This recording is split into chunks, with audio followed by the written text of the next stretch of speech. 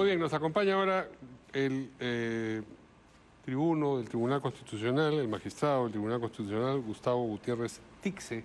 Él ha sido el ponente del fallo que hemos estado comentando a lo largo del programa y que hemos conocido esta tarde. ¿Cómo está, doctor Gustavo Gutiérrez Tixe? Buenas noches, gracias por acompañarnos. Gracias a usted. Bien, cuéntenos cuáles han sido las consideraciones en una nuez que lo llevaron a presentar esta posición, que de hecho ha recogido el respaldo de la mayoría de sus colegas en el tribunal.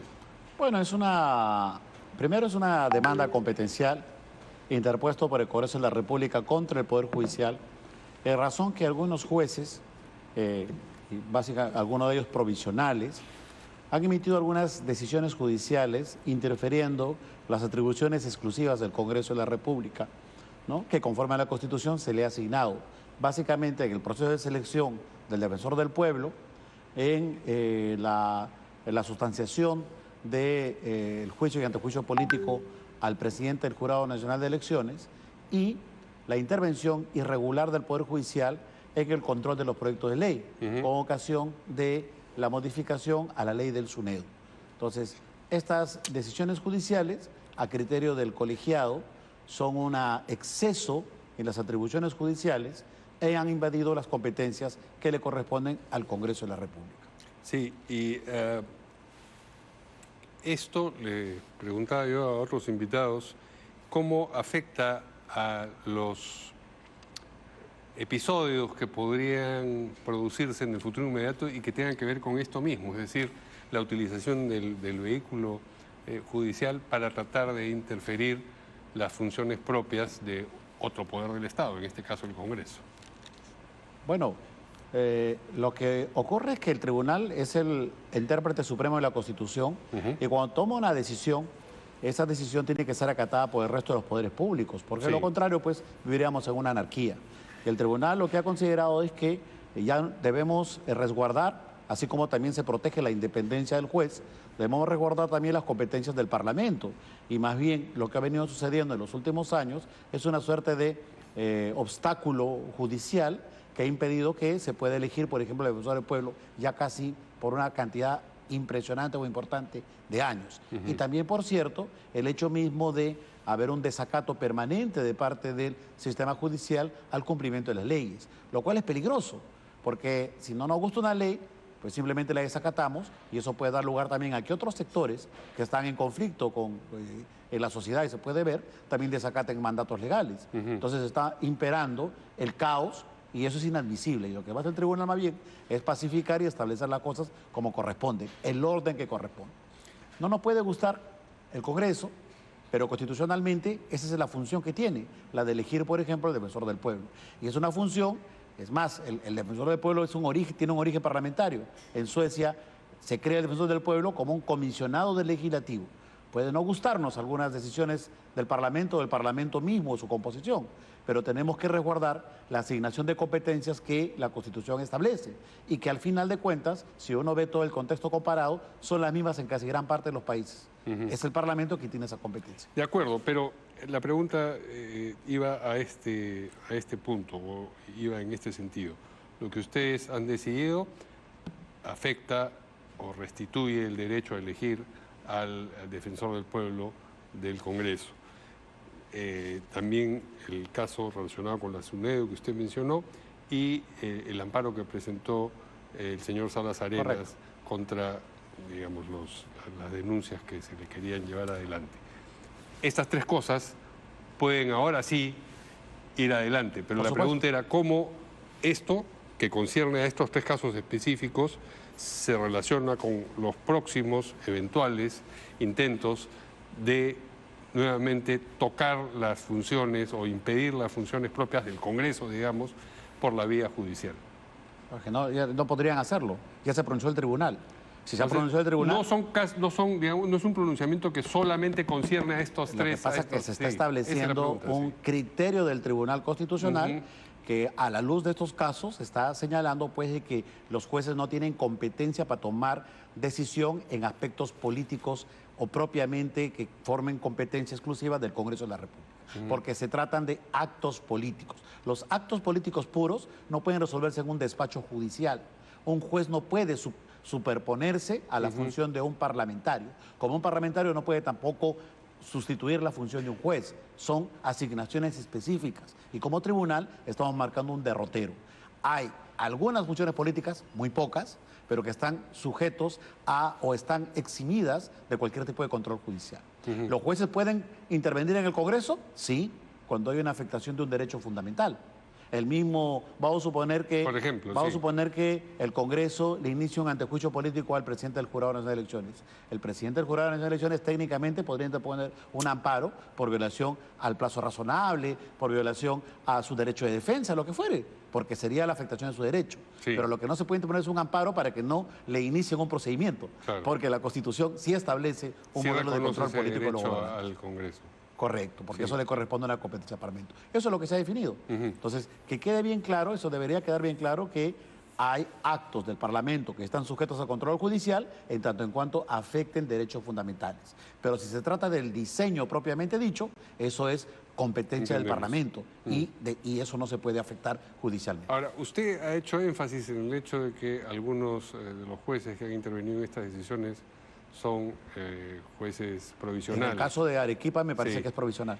Han hecho una observación sobre, digamos, la capacidad del Poder Judicial de revisar también este tipo de Lo que hemos hecho es una exhortación para que la Junta Nacional de Justicia evalúe esta situación, porque no solamente encontramos actos inconstitucionales, sino también potencialmente, no hemos determinado el tema, pero potencialmente avisoramos que puede haber acá alguna irregularidad. En consecuencia, el órgano competente, constitucionalmente hablando, es la Junta Nacional de Justicia la que determinará si hay una responsabilidad funcional o no. Y es por eso que estamos corriendo traslado de la sentencia a este órgano. Sí.